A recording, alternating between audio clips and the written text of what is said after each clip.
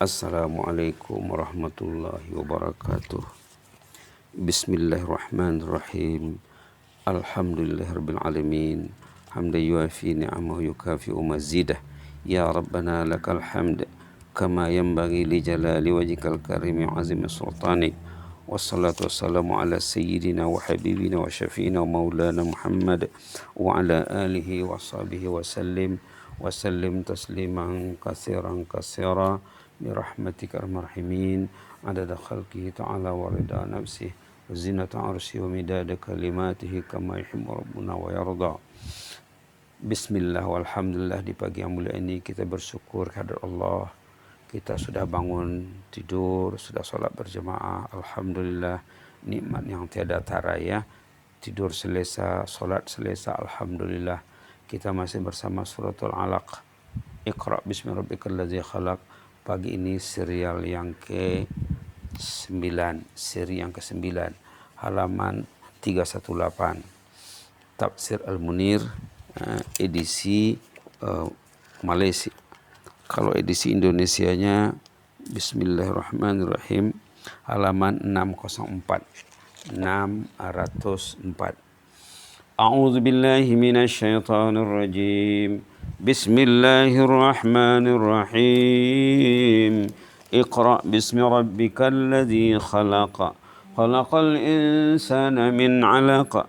Iqra wa rabbukal akramul ladzi 'allama bil qalami 'allamal insana ma lam ya'lam.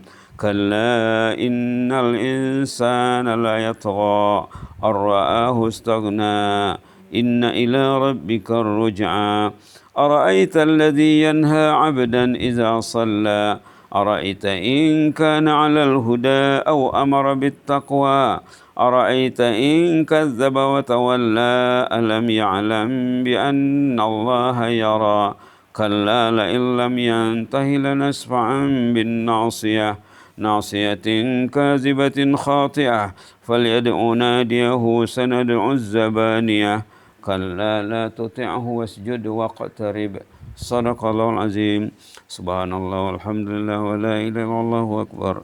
Subhanallah walhamdulillah wa la ilaha illallah akbar. Subhanallah walhamdulillah wa la ilaha illallah wallahu akbar. Iqra bismi rabbikal ladzi khalaq. Bacalah, timbalah ilmu atas nama Allah, Rabb yang Maha Pencipta, mencipta manusia dari segumpal darah. Galilah ilmu. Justru Allah Rabb yang sangat pemurah, mengajar manusia dengan kalam. Dialah juga mengajar manusia ilmu yang belum diketahuinya. Janganlah sedemikian. Sungguh manusia itu keterlaluan, lantaran melihat dirinya tidak memerlukan atau merasa serba berkecukupan. Justru kelak tempat kembalinya hanyalah kepada Allah Ar-Rabb subhanahu wa ta'ala. Apa pendapatmu tentang orang yang melarang hamba Allah bersolat? Apa pendapatmu sebenarnya yang bersolat itu berada di atas jalan hidayah, malah bergiat mengajak menuju jalan ketakwaan? Apa pendapatmu tentang orang itu? Malah dia mendustai dan berpaling. Tidakkah disadarinya Allah sentiasa melihat? Janganlah peduli. Jika dia belum berhenti, niscaya kami pasti merenggut nyawanya dari ubun-ubun pendosa dan pendosa itu. Biarlah dipanggilnya ahli kelompoknya. Niscaya kami akan memanggil malaikat zabaniyah, petugas neraka. Sudahlah, engkau tak usah turuti. Kamu hanya perlu bersujud dan mendekatkan diri kepada Allah. Wasjud waqtarib. Baik, kita bersama tafsir dan ulasan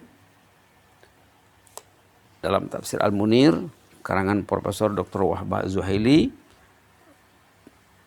Profesor Dr. berkata, setelah dialih bahasakan tafsirnya ke dalam bahasa Melayu, tafsir dan ulasan. Allah Subhanahu wa taala telah merendahkan, telah mendedahkan, membuka. Allah telah membuka telatah, gelagat, sifat, tabiat, golongan tirani atau golongan orang-orang yang melampaui batas. Di antara sikap buruk tersebut, apa di antara sifatnya?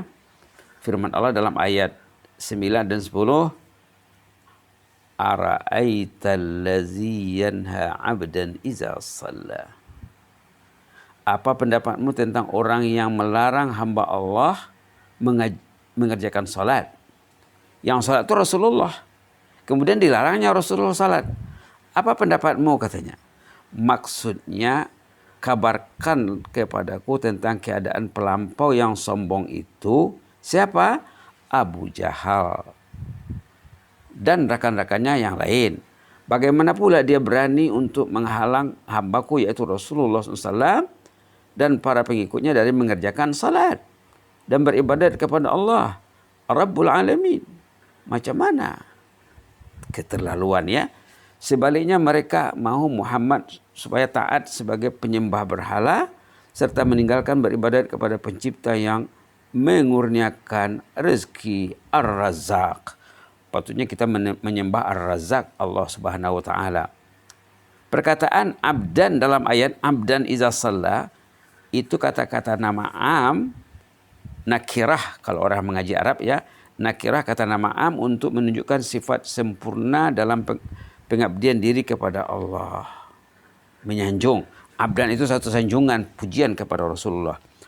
Maksud umum dari ayat tersebut ialah alangkah jahilnya orang yang melarang hamba Allah yang kuat beribadat.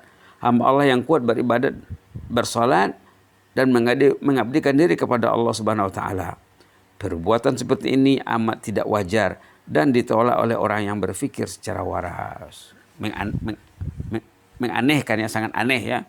Sangat aneh sekali. Diriwayatkan bahwa Ali karamallahu wajhah melihat satu kumpulan orang ramai bersolat sebelum solat Id. Ada dilihat oleh Ali, disaksikan oleh Ali radhiyallahu anhu.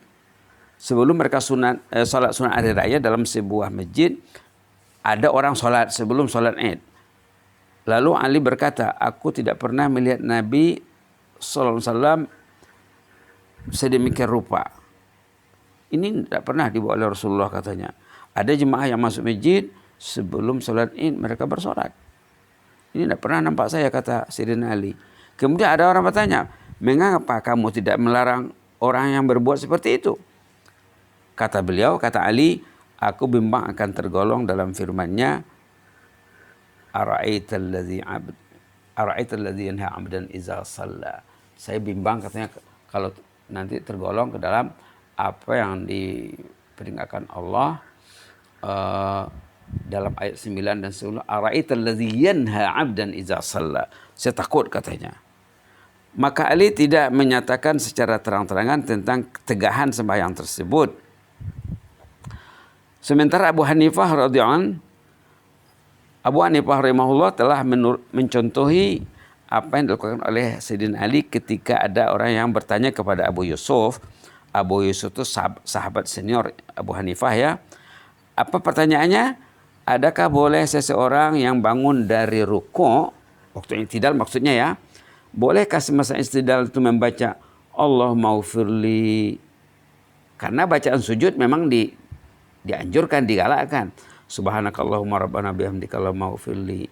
Waktu bangkit dari sujud, bolehkah lagi membaca istighfar Allahumma ghfirli?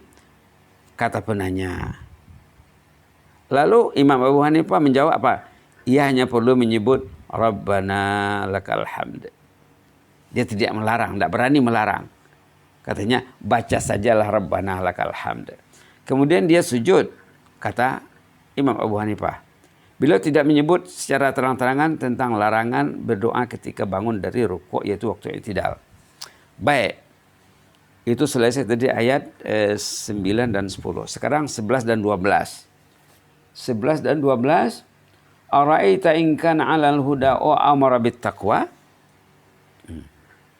Bagaimana pendapatmu jika orang yang bersolat itu, yaitu Rasulullah, berada di atas jalan kebenaran, atau dia menyuruh orang berbuat takwa? Dia jalannya betul dan dia menyuruh orang berbuat takwa, menyuruh orang melakukan takwa. Macam mana dia larang solat? Coba nyatakan padaku pendapatmu tentang keadaan si Taghut, si Abu Jahal tadi ya, yang melarang hamba Allah bersolat. Apakah ia berada di jalan yang benar seandainya dia melarang orang dari mengabdi diri kepada Allah? Apakah dia benar menyuruh orang supaya bertakwa? Walhal ia menyuruh orang menyembah berhala sebagaimana yang diyakininya. Macam mana dia tega ya berani melarang Rasulullah bersolat. Sebagian besar ulama berpendapat bahwa ayat ini ditujukan kepada Rasulullah SAW demi untuk menjadikan makna ayat sebelumnya selaras. Dikatakan juga bahwa ayat ini hanya untuk orang kafir sahaja, yang bermaksud apakah pendapat engkau wahai si kafir jika sekiranya solat hamba yang dilarang itu sebagai hidayah, manakala seruannya kepada agama adalah takwa? Adakah kamu masih mau melarang? Yang dimaksudkan dengan takwa ialah ikhlas, keyakinan dan kepercayaan serta amal saleh yang menjauhkan seorang dari api neraka. Jadi ada dua pendapat tentang tafsir ayat ini. Ada yang mengatakan teguran kepada Abu Jahal yang melarang Rasulullah bersolat. Ada yang mengatakan ini turun kepada Rasulullah. Itulah fleksibelnya cara memaham ayat Quran. Dapat digambarkan perkara ini melalui senario berikut. Contohnya saja untuk lebih mudah. Contohnya seorang zalim dan seorang yang dizalimi. Ada dua orang, pertama yang zalim, yang kedua yang dizalimi. Kedua-dua mereka hadir di depan hakim. Sekarang berada di mahkamah. Salah seorang darinya mendakwa dan seorang lagi didakwa. Kemudian hakim bercakap kepada salah seorang yang di antara yang hadir tadi, bagaimana pendapatmu tentang orang yang melarang? Kepada si E contohnya ditanya. Dan kepada seorang lagi berkata, bagaimana pendapatmu jika orang yang dilarang itu berada di atas kebenaran? Macam itulah. Kira-kira Allah menanya Abu Jahal, macam mana pendapatmu tentang orang yang menyembah Allah? Dan dia mengajak orang lain berbuat takwa. Tentu sepatutnya kalau difikirkan dengan fikiran yang waras, tidak patut dilarang, tidak patut dihalangi. Begitulah tafsir ayat 9, 10 dan 11, 12. Besok kita lanjutkan tafsir ayat yang ke-13. Semuanya ada 19 ayat suratul Alaq ya. Mudah-mudahan Allah merahmati kita. Allahumma zidna wa la tanqusna wa akrimna wa la tuhinna wa a'tina wa la tahrimna wa athirna wa la tusir alaina wa adina wa adana ya karim. Na'udzu biridhaka min sakhatik wa bi mu'afatika min uqubatik wa na'udzu bika minka la nuhsi sanan alaik anta kama asnaita ala nafsik yassir lana kulla khair. Allahumma hayyi lana kullal khair biyadika al-khair innaka ala kulli syai'in qadir. Allahumma hafaz sultanana wa iyyana wal muslimina wan nas ajma'in. Allahumma hafaz sultanana wa iyyana wal muslimina wan nas ajma'in. Allahumma hafaz sultanana wal muslimina wan nas ajma'in. Ihfazna min kulli su'. Allahumma hafazna min kulli makruh halan wa ma'ala. Fallahu khairun hafidha wa huwa arhamur rahimin wa anta ni'mal maula wa ni'man nasir. Ghufranaka rabbana wa ilaikal masir. Subhana rabbika rabbil izzati amma yasifun wa salamun alal mursalin walhamdulillahi rabbil alamin. Jazakumullahu khairan, barakallahu fikum, inni uhibbukum fillah wa astaudiukumullahu alladzi la tadhi'u indahu wadai'uh. Wassalamu alaikum warahmatullahi wabarakatuh.